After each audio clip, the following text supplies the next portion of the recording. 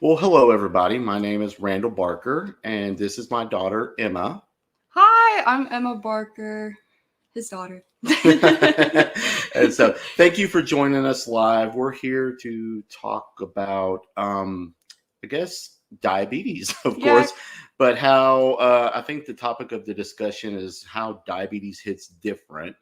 And the thing, we'll get into that, but Emma and I are both, well, first of all, Emma's my daughter, and we both have type 1 diabetes. And so, first, me about myself. My name is Randall Barker, and I live in Texas. I've been a type 1 diabetic for 30, 31 years now. And this is my daughter, Emma Barker. Hi. Okay, so I'm Emma. I have type 1 diabetes as well, along with my dad. I was diagnosed when I was about like 10 years old, and now I'm 19, about to turn 20 in a few days. So kind of had it for a moment, but not as long as he's had it. um, yeah. And stuff. So, I guess our first thing was like, what was our diagnosis like, and what was going through our mind when we were diagnosed? Well, like she said, she was diagnosed at 10. I was also diagnosed at age 10, and way back then, no, in the 90s, not much was known really spread around about diabetes, I guess. People generally, the general consensus was that people thought you would get it from eating too much sugar. And it was, children were not really known to have it. There was more, people knew more about type 2 diabetes and versus type 1. So it was a whole learning experience for us, for me and my mother at that time. And then, so when I was diagnosed, we were kind of a little bit more advanced in technology and the knowledge of type 1 diabetes. But I'm extremely grateful that I had my dad, because like my mom and like everyone else in my family, we had like honestly not a lot of knowledge about type 1 diabetes and what it was. So kind of having my dad to fall back on and like help me through it, like is awesome. Cause I know a lot of other people who kind of had to do it like by themselves, like kind of had to learn the ropes and everything, sorry. But I had my dad, so I was able to like turn to him and be like, hey dad, like my blood sugar's 300, what is going on? And he's over here like, calm down, like this is what we're gonna do. So it was pretty nice to have like for me to fall back on him like during those when I was newly diagnosed years. Good. And so our next one, kind of diving into that, is, you know, what was it like finding out my daughter was diagnosed? And one of the first things I think that came to my mind was that I knew what she was going through. I knew that there was going to be that she was going to be scared and sad and all of these different emotions, and I knew that I could relate to her on those. I could share with her my feelings and how I overcome my how I overcome those first few weeks of learning everything, kind of the big crash course of learning about diabetes. And I know that many parents out there, that when their children are diagnosed, or even um, any parents, that their perspective, a lot of them are scared, and because they're getting thrown a lot of information as well. And for me, my diagnosis and being already diagnosed, it helped. It really took a lot of the stress off, because I knew this was something that we could overcome. And so yeah, for me, that was kind of my thoughts on when Emma was diagnosed. Yeah. I guess another thing we're going to dive into is kind of like what is our management routine like now versus back then. I Okay. think kind of back then, I mean, I had no idea what I was doing, honestly. Like, I was very lucky, though. I know when you're first, like, newly diagnosed, you have to be on the insulin shots for a little bit. Luckily, I was able to get on the insulin pump about 4 or 5 months after my diagnosis. It was very soon. Yeah. It was really soon, which typically it's weird because you have to wait about a year before you could go on the insulin pump. Like you have to take the classes, talk to your doctor, like do all this other stuff. But I was like, hey, I have my dad. And they were like, yeah, you do have your dad. Let's get you started on the insulin pump like right now. And then a few months later, I had my insulin pump. So I think that was like a huge lifesaver for me, having that. But I guess another thing that back then I had to prick my finger, I think like a million times a day, like 8 or 10 times a day, versus like now we use the Dexcom G6 sensor. So I can't remember the last time I pricked my finger, honestly. It's normally if my Dexcom's acting kind of funky, I will. But I mean, I barely prick my finger now, which is like amazing because like I would always have little scars on the inside of my fingers and stuff. And everyone's like, what is that? I'm like, oh, diabetes life, that's what it is. So I think now versus now, I think it's like more lenient than it was back then. You know, I feel like I have more control over everything. Like the advancement in technology diabetes wise is like crazy, you know, because like I think back then they were talking about doing the loop system with T-Slim and like Medtronic and all of them. So like seeing what they were talking about and then like looking at it now when they actually did it is kind of like mind blowing in my opinion, you know, because it's like, oh, this is just all talk. Like, it's going to take a few years, which it did take a few years. But like now it's, me and my dad used T-Slim and Dexcom G6, the little loop thing, and it's helped a lot. It's amazing. And like she says, the routine has definitely changed a lot.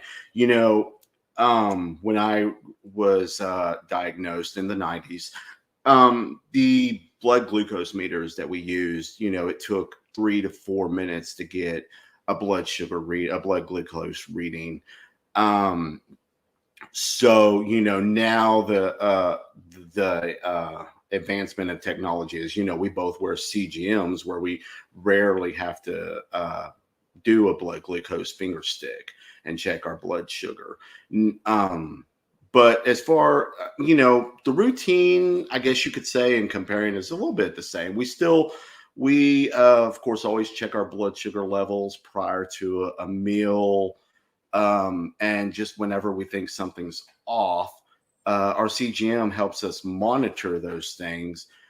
We still dose as far as with insulin pump when we need to prior to meals or when the blood sugar levels are elevated or anything like that. So in that sense, the routine's the same, but in sense of technology wise, there have been substantial advancements that have, I think, helped me and Emma. You know, she talks about how she started the insulin pump so early. Well, you know, she was in the hospital being diagnosed, and she was asking her doctor, hey, when do I get my insulin pump like my dad? The doctor was like, oh, let's pump the brakes first. We need to learn the basics first, and then we'll get you started on the insulin pump. And so she still got it pretty quickly. You know, she was a quick learner, and I think some of that might have had to do with seeing dad. My dad there, yeah. But sure. Yeah, even the doctor was like, oh, you've got to walk before you run. And she definitely was a very quick walker though, and everything. Let's see, moving on to our next thing is, and we kind of just spoke about that, is what devices and support tools do we have then versus now? And I guess I can talk about that. It's like some of the technology, you know, when glucose meters that took 4 and 5 minutes to do a blood glucose reading, those don't, I think, exist now. Yeah. Whereas we have instantaneous readings through CGMs and meters that give you a blood sugar reading in seconds now. Some of the stuff has stayed the same that we've used. I think we both use, in fact, Emma was using some not long ago, ketone strips that we check our ketone levels when we may feel ill or off or something like that. That is something that has kind of stood the test of time that we use. Of course, the glucose meters, advancement, insulin pumps.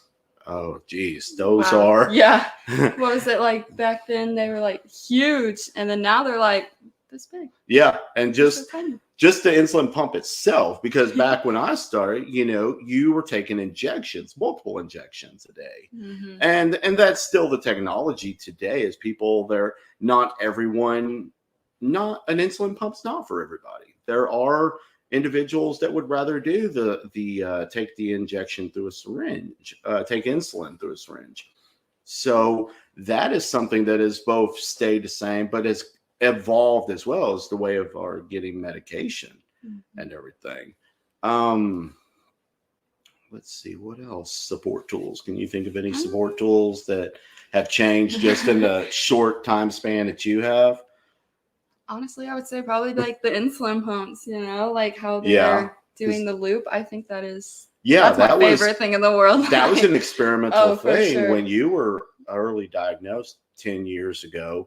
That was experimental. There was a group Trials of going on. medical hackers that were working on those, and now that is almost the standard of care. So that has definitely changed. Let's see.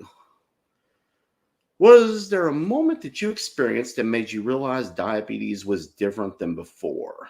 I could do that one, but I'll let you. I would probably say your eye problems, sir. Well, she's going to talk about the eye problems, or she brought up the eye problems, and that, for me, that was, because that also changed, my point of view as well. Really? Okay. I mean, just a little. Okay, so I guess first, let's get what we're talking and then about. I'll say my part. One of the things of diabetes is that there unfortunately are complications. And so, diving back to what I said earlier, I've been a type 1 diabetic for over 30 years. And it wasn't until it actually popped up 5 years ago that one of the complications, diabetic retinopathy, reared its ugly head around me. I had to have eye surgery. It was 5 years ago this month, and for a dot hemorrhage that ruptured, and that was a result of diabetic retinopathy, and could have been years of up and down blood glucose values and everything. And thankfully, surgery corrected that. I have had to go in and have 2 other surgeries over the years since then. So I've had a total of 3 for each separate event of episodes of diabetic retinopathy. And but yeah, so for me, that was really the eye-opening thing. It was the complications have finally caught up with you, and it was really eye-opening to say that I needed to really get a handle on and be, try to start taking better control and hopefully make up for some years of just leaving diabetes to the wayside. Yeah. What about for you? What'd you I think add? For me, like seeing from that point of view, because I've only read about this stuff, I haven't really experienced myself, but I have experienced it through a family member. So hearing that my dad kind of was diagnosed with that, and then seeing that, diabetes was also kind of one of the big causing factors of it. It was first made me think, I was like, okay, I really need to get into control of my blood sugars then, because they've been kind of wacky too. But second of all, kind of just I felt kind of scared for him, but luckily everything in the end turned out okay. But I think just, thinking about it, it's makes me think of how I'm taking care of my diabetes, because there are some days I slack a little. There are some days where I'm you know what, I don't even want to do diabetes today. But I mean, you have to do diabetes. It's a 24/7, 365 type deal. So, just kind of witnessing that through my dad and going to the appointments with him and taking him to surgery and seeing him after that. I mean, it was scary, but I'm thankful you're okay. Well, thank you. And that's nice. It's good. It's something good came from the bad. If it helps her kind of open up her perspective of things and to go in there and take better care of herself, along with me too, well then that's great. And then it's something good came of something bad, and so I'm happy for that. Let's see, what is our next one? Is that what is something we wish we would have known at our time of diagnosis that we know now? Um, I'll let you I tackle think that. for me, just how much of like, I mean, because when I was diagnosed, I was young, so I was like, okay, I got this, like it's gonna be okay. But like once, like after a few weeks, it all sets in, and it's just like, wow, I have to live with this for like basically the rest of my life, kind of deal. Like hopefully they'll come out with a cure soon, but I mean, it's still in the works. So I think what advice I would give like for today for people newly diagnosed, that I mean, it's going to be okay. I think mentally it took like a big toll on me personally because, I felt alone, but I also still had my dad to talk to and like everything like that. But then I started kind of like opening my horizon, and I started, because I wanted to keep my diabetes to myself. I didn't want to like tell everyone I had this disease. Like a lot of people were like, oh my gosh, you have diabetes. You like ate too much sugar, or like you just didn't care about yourself, like stuff like that. So I wasn't really prepared to share it with the world. But I think like once I realized, it's going to be okay. I mean, I got this, like, this is a part of me now. I think it's kind of when I started opening up, and I started like, I've met so many people through all these like diabetes organizations. I have so many friends that I still talk to like daily. I think just everything's going to be okay, like just open, like it's okay to open up about it, but it's also like okay to keep it to yourself too, so like whenever you're ready to take that step and just be like, share your experiences, everything, I think it was a good thing for me. Like it helped a lot mentally, and it helped a lot, like makes me want to like take better control of my diabetes and be like better diabetic and stuff like that. So I think that would be my advice. Yeah, and I think you opened up a good point. Is that there that is an aspect that I wish there were that I wished I would have known, that I've grown over the years and have seen and stuff, is that there is a mental aspect to the diabetes, and it's not always, not always great thoughts and things, and that there is support out there. It's okay to reach out to your medical provider, to reach out to get help, to talk through and have a discussion about, hey, I'm feeling down about this, or I really just struggle sometimes with, some of the mental aspects of diabetes. And what I wish to probably would have known sooner is that, though that support is out there, you have to just reach out for it. It's not going to just come to you. But I think her and I had a great experience, whereas that I can maybe recognize when she's going through those little periods of feeling down, and we can definitely reach out. And if we need to expand on something by going with her doctor and kind of opening up that avenue of mental health, um, help with her mental health, then we go that avenue. And I think we're both open to that. Yeah. And stuff. And I think that would be kind of dive into our next one, is what advice would I want to share with people who are newly diagnosed, and that this is not, diabetes is not it's not a sprint, it's a marathon, and there are going to be your highs, your lows of both blood sugar, but emotions, just everything. And it's, there's help out there. There's support.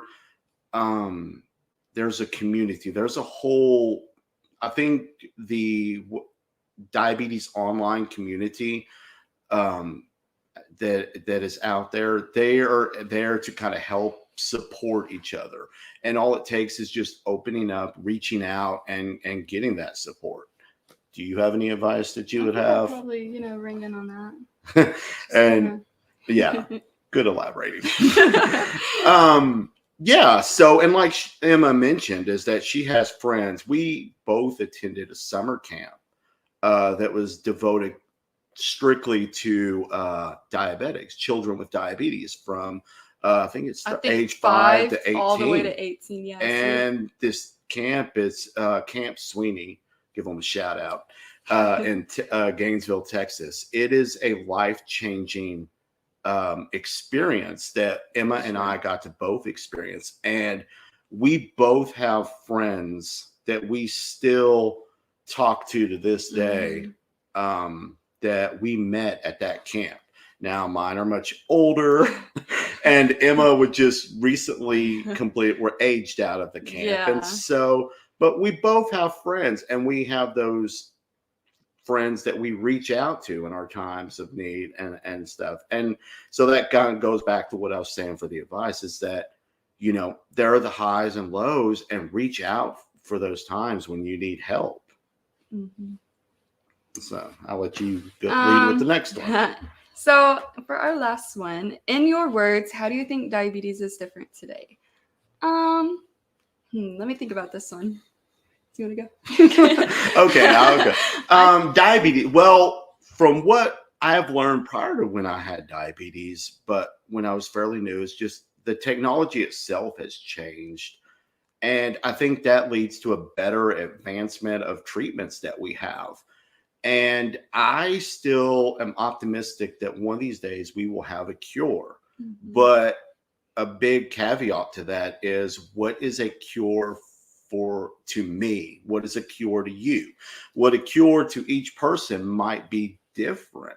So for me, and I think Emma, the closed loop pump system is life changing, and is almost as close to being to having our body take care of itself as a natural non-diabetic would be, as we can get right now. Now, there are continual advancements. There's smart insulin. There's insulin transfusions that are being in research and done. So it's a question of what is a cure to you and what are you happy with. And I think that those advancements are going to continue to get better. And so my advice, or my words of how is it different, is that things always seem to be getting better. On the flip side of that, I think there are things that need to be continually worked on. And some of those might be access to affordable insulin, access to supplies. Emma and I are both very privileged in that we have insulin pumps, yet there are millions out there that don't have that access. And luckily, there are programs that can assist with people, but yet when we come in regards to insulin affordability, there are people that ration insulin that should not happen. And that is something where you hope that people reach out before they ration their insulin. Sure. And so that is kind of a talking point that we try to bring up as well, you know, when we do our talks and talk to people. The affordability of it. Exactly. And I think that now that is becoming more eye-opening to people, and they're realizing that there are programs out there that can help there. And that lawmakers, it's finally becoming, you know, on their radar, that they're understanding the exorbitant cost of insulin, as well as other medications that are related to diabetes care. And, you know, there's whispers and little bits and pieces of legislation being brought up that can hopefully we can all get together and get that legislation passed that can help with things as affordable insulin and supplies for diabetics. Because, you know, what good are these great advancements in technology if people cannot afford them? And so, you know, for anyone that might be questioning, I have trouble paying for my supplies, I have trouble paying for insulin and things like that, you know, just look out there. There are groups, the ADA and the JDRF, and there are so many other organizations out there that can have resources on there that people can go online and they can look for places of where to search to get assistance. The manufacturers do have assistance programs that kind of do help alleviate some of that for some people. So, that kind of went off on a different thing, but I think diabetes is much differently, but I think things and all are getting better every day. Oh, for sure. And yeah, so I think that was, you know, our talk. We kind of went. Is there anything you would like to add? I think you pretty much, I think we both covered it pretty well. Okay. All right. Well, we thank you for your time, and know that this is just the beginning of Diabetes Awareness Month. For Every sure. November starts the beginning of National Diabetes Awareness Month. So wear your blue. Just kidding. Yes, blue represents diabetes, so we always like to say wear blue, especially there's a caveat of always wear blue on Fridays, and so I know. Thank you, to the American Diabetes Association for allowing us to get up here and share our I'm story. very grateful for it. Keep an eye on them on all the socials throughout this month and even beyond this month as they continue to share stories and little bits of wisdom from people that are both have diabetes and are affected by diabetes. We're just Emma and I are both one of the, few of that we're father-daughter combo that that have diabetes, so we can relate, but yet we know that there are millions out there that have it. And so know that there are people out there that know what you are going through, and that anytime that you need anything, feel free to reach out to the DOC, to the Diabetes Online community, to your friends, to just you're not in this alone when it comes to diabetes. Nope. And everything. And is there anything else you want to add? I think that's pretty much it. I know we do have like social media accounts. My dad has like a dedicated like diabetes one as well, where he shares like a lot of knowledge and stuff. I do have one on Twitter that I do. I forgot the username. I'll tag her. So I am on all the socials as Randall BT1D. So that's Randall RANDALL, B as in boy, T as in Tom, 1D. And I'm on Twitter, Instagram, and Facebook as well. I'll tag Emma on some posts so you can follow her as well. As she is currently a college student at Arizona State University. And so she can give a perspective that people might want to follow of a college student and also working and how that affects her. And so we thank you for your time. Is there anything else you want to add? I'm good. Real quick. I mean, I'm forever grateful for being on this. I love talking about diabetes and everything, since I do live with it. But no, I just want to say thank you again for everyone that listened in on it and, took the time to watch me and my dad talk, even though we talk from one thing to the next. But I promise we have good information. We really do. We go down a lot of rabbit holes, but we love to talk about this. We love to use our diabetes to connect with other people. And so we're out there on the socials if you want to connect with us, and we can go from there. Otherwise, we hope everybody has a great day, and thank you for joining us. Yep. Thank you, guys.